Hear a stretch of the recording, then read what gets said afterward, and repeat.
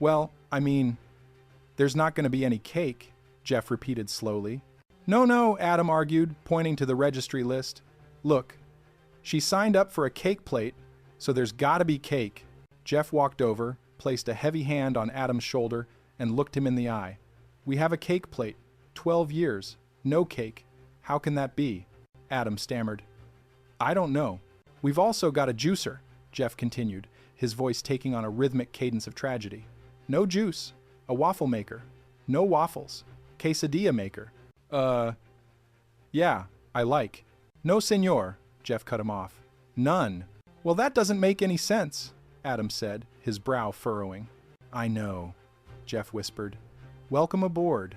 No, Adam backed away, clutching his Mets memorabilia like a shield. Look, I don't want to be trapped in a cakeless marriage. Again. Welcome aboard. There has to be cake, Adam shouted. There will be cake! At that moment, Jennifer walked in, carrying a bag of groceries.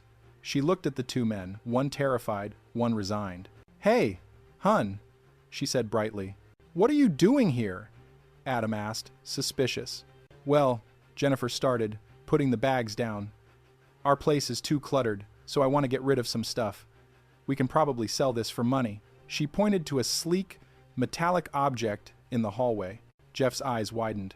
My bicycle? No, absolutely not. Put it back. Audrey appeared in the doorway behind Jeff. Well, you haven't used it in 2 years, Jeff. I'm gonna use it, Jeff lied. I'm planning on using it. You always say that, but you never do, Audrey countered. Jeff, if you sell my bicycle, you will never see me naked ever again. Oh, and the birthday deal? That will be off. The room went silent. Russell, who had been picking at a muffin he found on the counter, froze. Adam's ears perked up. With or without you, the deal will proceed forward, Jeff bluffed, though the sweat on his brow suggested otherwise. Okay, what brought this on, huh? Jeff asked, trying to shift the ground. Well, Audrey said, crossing her arms. Adam was telling me how Jennifer won't let him hang his Mets thing up, and then we started talking about dumb wedding gifts that you didn't use. Like the bicycle. Jeff! Adam yelled, betrayed. Jeff, I told you not to be a bad example.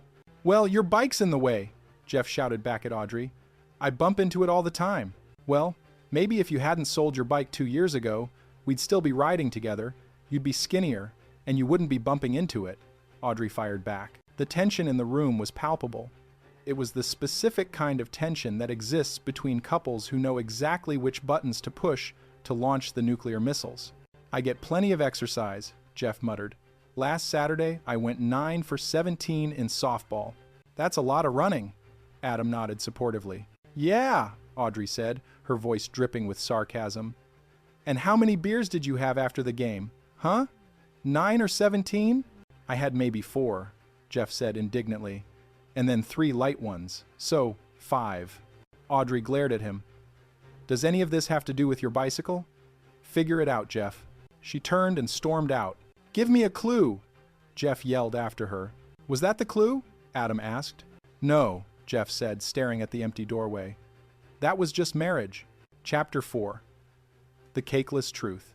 Later that evening, the reality of cohabitation began to set in for Adam.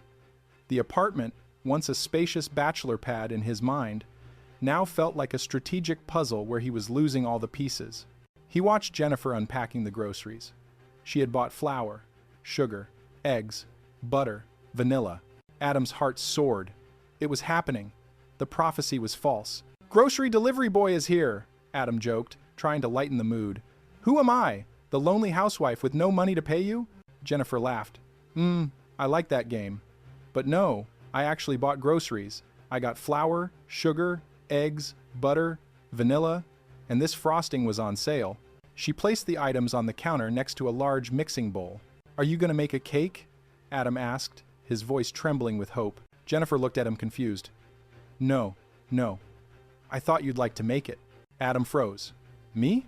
You know, she said, unpacking the celery. Get a head start on married life. I'm watching the game, I'm drinking a beer, you're baking the cake, the dog brings me my slippers. Adam stared at her. The world tilted slightly on its axis. In your version of marriage, am I allowed to vote? Yeah, honey, she patted his cheek. You can vote while the cake is baking. I don't know, Adam stammered. I don't really bake, and I haven't planned on starting. Well, then why did you sign up for a cake plate on the wedding gift thing? Jennifer asked, genuinely puzzled. Adam looked at the cake plate registry item. He looked at the flower. He looked at the future Jeff had predicted. A cold wind seemed to blow through the apartment. I don't know, he whispered. What's going on? Jennifer sighed, leaning against the counter. The playful demeanor vanished, replaced by the stress of the transition. Well, honey, things are happening pretty quickly here, and I thought that I'd have my same nice life, except you'd be in it, which would make it better. But now I can't put my Mets thing up, and I don't know where all my stuff's gonna go. And I don't want a cat. I'm allergic to cats, Adam reminded her. Yeah, so's Jeff, Jennifer said.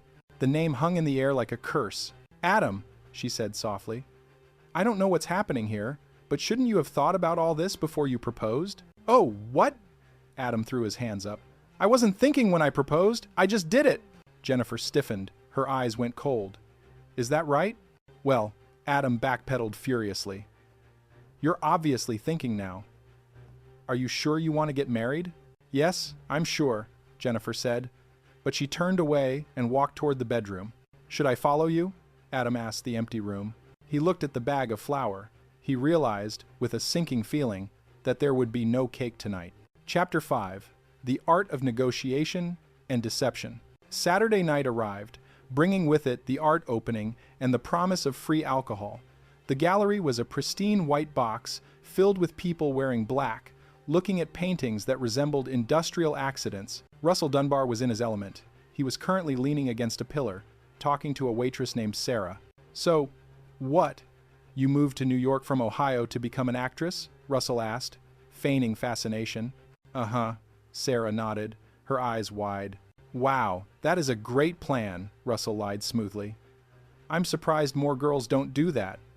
He reached out and touched the fabric of her sleeve. You smell nice. And this shirt, what is it, cotton or rayon? It's so soft. Oh, wait, that's your skin, he corrected himself, letting his fingers linger. I should get back to work, Sarah giggled, flustered but charmed. Let's talk later, Russell purred. I want to hear all about the Ohio. As she walked away, Adam approached, looking miserable in a suit. You always have to touch them, Adam observed. I'd be stupid not to, Russell replied, watching Sarah leave. A touch says, if you didn't think I wanted to have sex with you, I do. You're here to meet Jennifer's friend, Karen, so why even touch the ditzy waitress? Look, you're just jealous your hitting on ditzy waitress days are over, Russell taunted. Well, they might not be, Adam muttered darkly. Jennifer's really mad. She thinks I'm unsure about getting married. Well, are you sure? Russell asked. Adam paused. He looked across the room at Jennifer, who was aggressively examining a sculpture that looked like twisted scrap metal. Yeah, I am. Ooh, your paws, Russell said, looking at Adam's hands. I know, I keep doing that. Just then, Jeff and Audrey arrived. Jeff looked like he was attending a funeral for his own happiness. I like Jeff, Russell noted. He's huge. Hey, Russell, Jeff grunted. I saw you talking to that waitress. If anything happens there, I'd appreciate some details.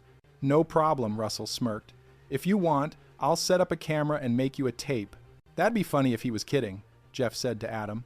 Audrey pulled Jeff away toward a painting. Excuse me, she said to a nearby patron. What do you see in this picture? The man, wearing a scarf indoors, squinted. I see a boat on the Hudson River on a summer day, Audrey nodded. Yes, a boat on the Hudson. Thanks. She turned to Jeff. See? He sees it. Jeff squinted at the abstract splashes of red and black. I think a monkey got into the paint. Look, Audrey hissed. I'm sorry I got so crazy about the bike. I guess I'm just a little scared. Yeah, well, I'm scared too, Jeff admitted. Why are you scared? Because we did this pretty quickly and we don't seem to be seeing things the same way. Jeff quoted Adam's earlier complaints, mocking them slightly. We will. We just need time. Audrey softened. Are you sure? Jeff looked at the painting again. He looked at his wife. He realized that the birthday deal was in jeopardy if he didn't salvage this night. Yeah, Jeff said. We'll be fine. He looked back at the painting. But seriously, he whispered. Monkey. Paint. Meanwhile, Adam found the open bar. He stood there, drinking a gin and tonic like it was water after a marathon. You know, you guys, as helpful as this is, I'm going to the bar, Adam announced to no one in particular, though Russell was within earshot. Good, good, Russell encouraged him. You keep drinking till you're happy. Actually, that's good advice, Adam said, signaling the bartender. I'll take it. As the night wore on, the alcohol did its work. It smoothed the edges of the arguments. It made the art look slightly more coherent. It made the idea of a birthday